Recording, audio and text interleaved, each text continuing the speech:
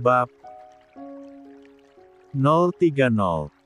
Saat Amar sedang serius membersihkan kebun, tiba-tiba Amar digigit semut merah yang ukurannya besar-besar dan rasanya sangat sakit. Aduh, aduh sakit banget kaki gue. Ucap Amar mengadu karena kesakitan. 95. Bukannya menolong, Stephen malah tertawa sambil terus mengarahkan kameranya ke arah Amar. Hahaha, gitu aja kesakitan, lemah. Puas rasanya Stephen menertawakan Amar. Awas lo ya. Ancam Amar, namun Stephen tetap saja tertawa. Kini Amar kembali membersihkan kebun dan mengumpulkan rumputnya. Amar tersenyum aneh saat melihat sesuatu. Buru-buru Amar mengambilnya lalu berjalan menuju Stephen. Gue dapat harta karun, ucap Amar. Serius lo? Tanya Stephen, antusias. Iya, kalau dijual bisa dapat uang ratusan miliar. Nanti kita bagi dua ya, kan gue yang nemenin lo. Nego Stephen. Iyalah, lo pegang dulu, nanti kalau gue yang pegang takut hilang, sini telepon genggam lo. Stephen patuh saja dengan ucapan Amar, memberikan gawai miliknya lalu menengadahkan tangan. Ternyata Amar meletakkan seekor siput ke tangan Stephen. Benar saja, Stephen langsung berteriak histeris dan lari terbirit-birit karena Stephen memang tidak menyukai siput. Hahaha. Kini giliran Amar yang menertawakan Amar. Karena kamera yang masih on, Stephen yang berwajah kaget dan takut terekam jelas. Jam sudah menunjukkan pukul 12 siang, dan pekerjaan Amar akhirnya selesai. Amar dan Stephen akhirnya kembali ke rumah orang tua Zahra, tetapi sesampainya mereka, ternyata Dani sudah lebih dulu berada di sana dan sekarang duduk di teras menikmati segelas kopi. Dasar orang kota, bersihin kebun sepetak kecil aja sampai setengah hari, dan ingat saya sudah memenangkan syarat yang pertama dan saya pastiin akan menang syarat yang kedua dan menikahi Dek Zahra. Ucap Dani, bangga pada dirinya sendiri. Nak Amar dan Nak Stephen sudah pulang, lebih baik kalian bersih-bersih dulu karena sebentar lagi duhur. Nak Dani lebih baik pulang saja dulu, nanti jam 2 datang lagi kemari untuk menjalankan syarat yang kedua. Ucap Pak Gading.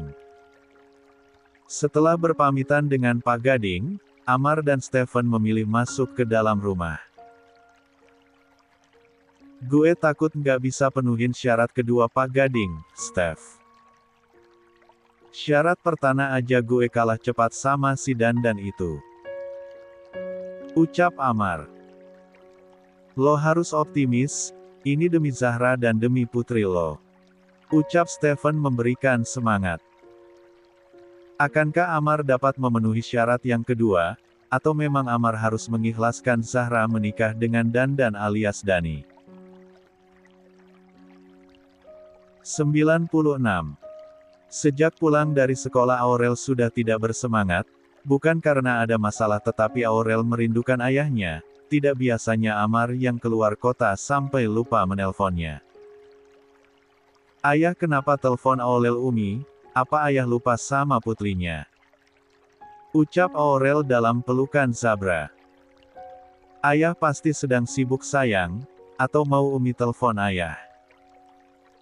Tanya Zahra yang dijawab anggukan oleh Aurel. Zahra mencoba menghubungi Amar, namun nomornya tidak aktif. Bagaimana Umi? Tanya Aurel memastikan, namun dijawab gelengan oleh Zahra. Huah hiks, ayah lupain Aurel. Ayah sibuk kerja terus. Kini Aurel sudah mulai menangis. Kap, anak Umi yang cantik, yang solehah, jangan nangis ya sayang, ayah kerjakan untuk Aurel juga, bujuk Zahra. Aurel tidak tahu saja jika ayahnya sedang berjuang untuk mendapatkan restu dari orang tua Zahra. Oh iya, Aurel kan belum cerita kegiatan apa saja yang dilakukan di sekolah, ucap Zahra, mengalihkan Aurel dari memikirkan ayahnya. Tadi Aurel belajar menggambal Umi, nanti ajalin Aurel gambal Yap Umi, biar Aurel gambalnya bagus.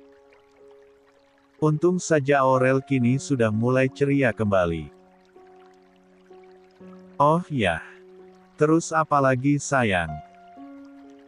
Tanya Zahra. Astagfirullah, Aurel lupa cerita waktu Umi ke toilet orang tuanya Tami jemput, masa Tami minta ibu balu dali meleka. Besar sekali pengaruh Zahra bagi tumbuh kembang Aurel, bahkan kini Aurel sudah sangat jauh berubah dari sikapnya sebelum bertemu Zahra. Astagfirullah, kok bisa temannya Aurel minta ibu baru? Heran Zahra.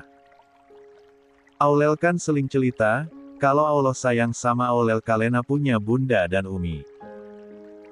Walau bunda di surga tapi ada Umi yang sayang Aurel, yang seling bel cerita, ajak Aurel main, tidak pernah malah ke Aurel. Ada binar kebahagiaan di wajah Aurel ketika bercerita tentang Zahra. Terus Tami tanya, kenapa bisa punya bunda dan Umi? Kalena Tami cuma punya bunda, Aurel bilang aja Aurel minta ke ayah. Ucap Aurel polos. Sayang dengarkan bunda, nanti bilang sama temannya ya, kalau Aurel dan Tami itu beda, bundanya Aurel sudah tenang di surga dan tidak bisa kembali lagi, Aurel hanya bisa mendoakan bunda. Tapi Tami bundanya masih hidup, jadi tidak perlu ada bunda lain untuknya karena bundanya akan memberikan luapan kasih sayang untuk Tami. Ucap Zahra secara lembut dan perlahan agar Aurel mengerti.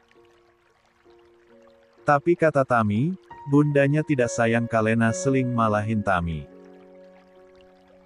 Ucap Aurel. Sayang? Mana mungkin seorang ibu tidak menyayangi anaknya, mungkin bundanya Tami tidak marah cuma menegur saja kalau Tami berbuat kesalahan. Nanti Aurel bilang ke Tami untuk bersyukur ya karena masih bisa merasakan pelukan hangat bunda yang melahirkannya, sedangkan Aurel hanya bisa memeluk bunda Yumna lewat doa. Ucap Zahra. Tapi sekarang, ada Umi yang selalu peluk Aurel. Ucap Aurel, berhambur ke dalam pelukan Zahra. 97. Zahra mencium kening Aurel, Zahra merasa terharu dengan besarnya kasih sayang Aurel kepadanya. Di kediaman orang tua Zahra, baik Amar, Stephen dan Dani sudah duduk di ruang tamu, menunggu Pak Gading menyampaikan syarat kedua. Memang aneh nih anak, emangnya dia nggak gatal apa, bajunya masih yang tadi pagi, padahal sudah dipakai membersihkan kebun. Gue aja yang cuma nemenin Amar gatal-gatal, monolog Stephen menatap Dani. Baiklah, syarat yang kedua, Bapak serahkan kepada putri Bapak, walaupun Bapak sudah memiliki pilihan sendiri tetapi Bapak akan tetap bertanya kepada Zahra, Pak Gading mengawali ucapannya. Yoga telepon kakak kamu. Baik Pak. Sengaja Yoga meloudspeaker teleponnya agar semua orang mendengar suara Zahra. Halo. Halo assalamualaikum nak. Waalaikumsalam Pak, jawab Zahra. Kamu lagi ngapain nak? Tanya Pak Gading, basa-basi. Ini Zahra baru nidurin Aurel Pak, Bapak kenapa menelpon? Bapak dan Ibu baik-baik saja kan? Ucap Zahra khawatir. Alhamdulillah kami sehat nak, Bapak menelpon mau membahas persoalan lamaran untuk kamu, karena sekarang di rumah Bapak ada dua pria yang ingin melamar kamu menjadi istrinya, Pak Gading menyampaikan tujuannya. Siapa Pak? Tanya Zahra. Nak Dani dan Nak Amar, jawab Pak Gading. Amar? Ya Allah, apakah yang dimaksud Bapak adalah Kak Amar ayahnya Aurel? Astagfirullah Zahra, mana mungkin Kak Amar mau melamar kamu, lagian dia kan sedang keluar kota untuk bekerja bukan datang ke kampung kamu untuk melamar. Lagian Kak Amar mana tahu alamat kamu. Monolog Zahra berusaha untuk tidak berpikir terlalu jauh. Halo Nak, apa kamu masih di sana? Tanya Pak Gading memastikan. Halo, iya Pak. Bagaimana Nak? Tanya Pak Gading. Terdengar tarikan nafas dalam sebelum Zahra menjawab. Bismillah, Zahra serahkan semua keputusannya kepada Bapak, karena Zahra percaya Bapak akan memilihkan seorang imam yang terbaik untuk Zahra, jawab Zahra, memberi keputusan. Pak Zahra tutup teleponnya dulu, Aurel bangun. Baiklah Nak, titip salam untuk si cantik, Assalamualaikum pamit Pak Gading. Waalaikumsalam. Setelah sambungan telepon dimatikan, Pak Gading menatap Amar dan Dani bergantian. 98. Kalian sudah mendengar keputusan putri Bapak, dan Bapak akan memilih sesuai dengan syarat yang pertama. Dani sudah tersenyum lebar mendengar ucapan Pak Gading, sementara Amar tidak bisa berbuat apa-apa. Amar pikir Zahra akan memilihnya setelah mendengar nama Amar tetapi memastikan bahwa Amar yang dimaksud adalah ayah Aurel saja tidak malah menyerahkan keputusan kepada Pak Gading.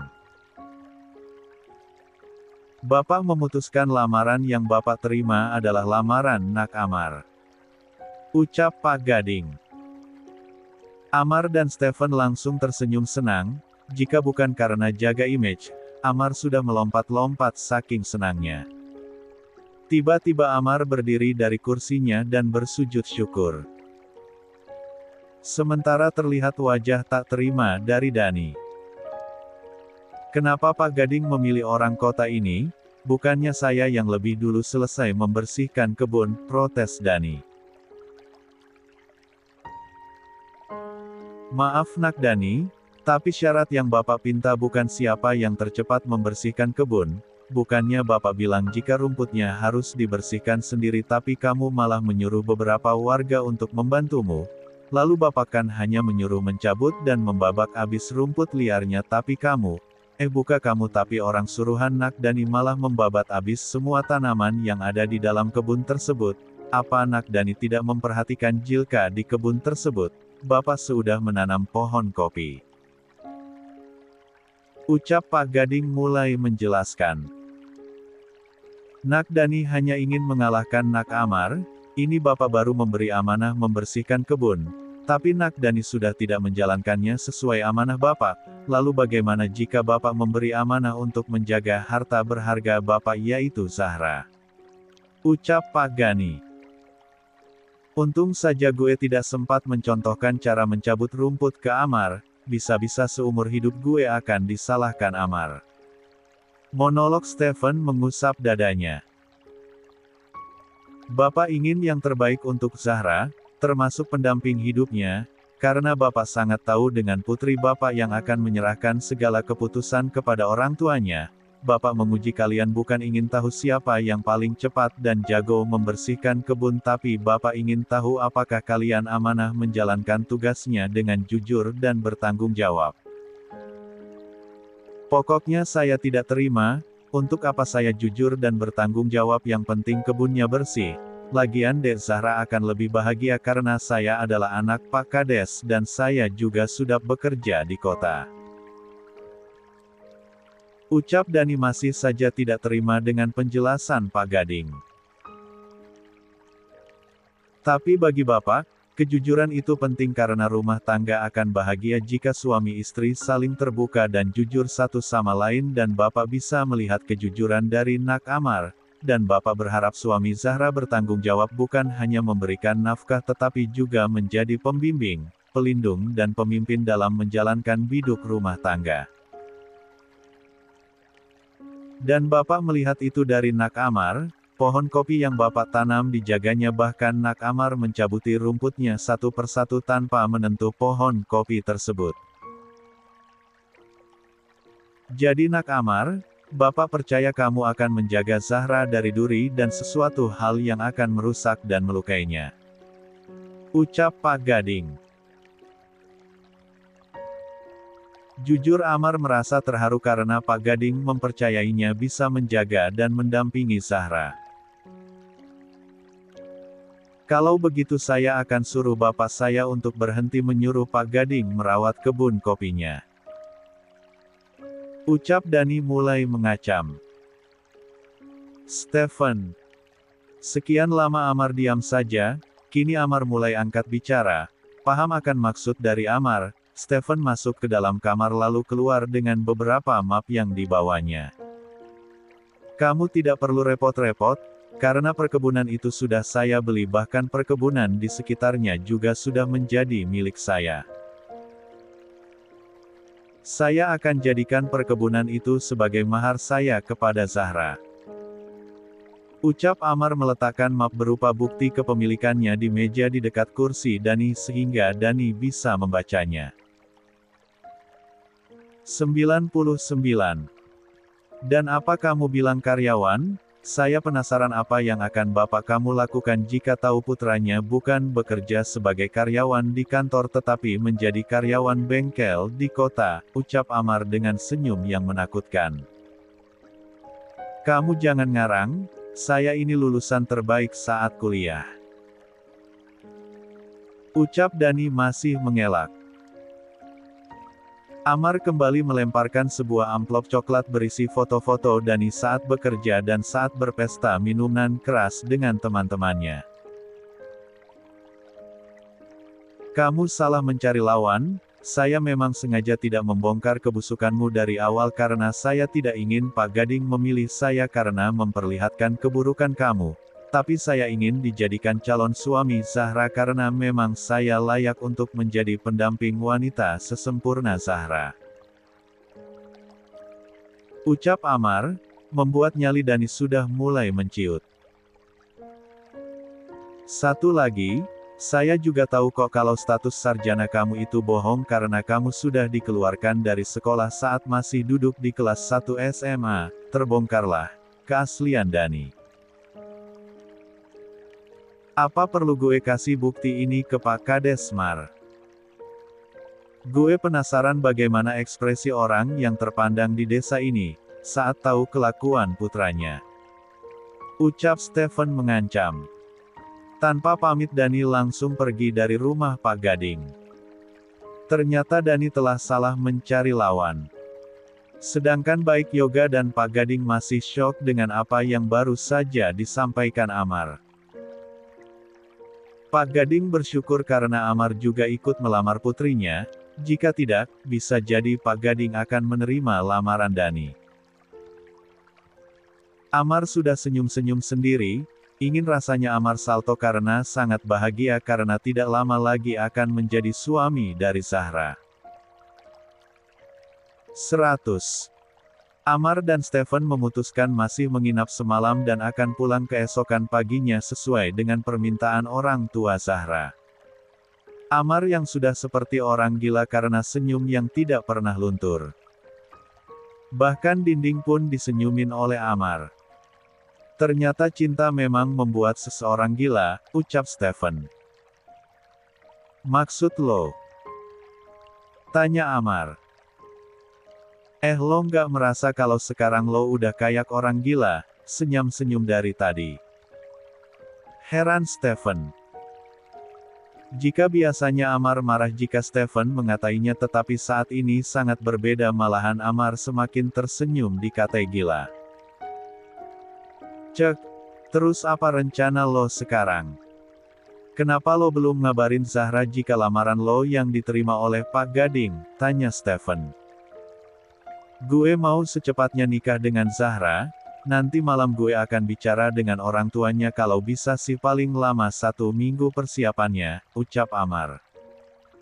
Keduanya sekarang berada di dalam kamar Zahra. Setelah Pak Gading menyampaikan keputusannya, mereka pamit untuk istirahat. Dan Zahra, gue nggak akan bilang ke dia kalau yang akan jadi suaminya itu gue. Siapa suruh tadi pas Pak Gading menelpon, Zahra seakan tidak peduli dan tidak bertanya lebih jauh tentang siapa sebenarnya sosok yang bernama Amar itu, lanjut Amar. Kayaknya lo memang harus periksa ke rumah sakit. Kayaknya lo sakit setelah bersaing dengan Dani, ucap Stephen. Gue baik-baik saja, mungkin lo yang perlu diobati karena jomblo akut lo, ucap Amar.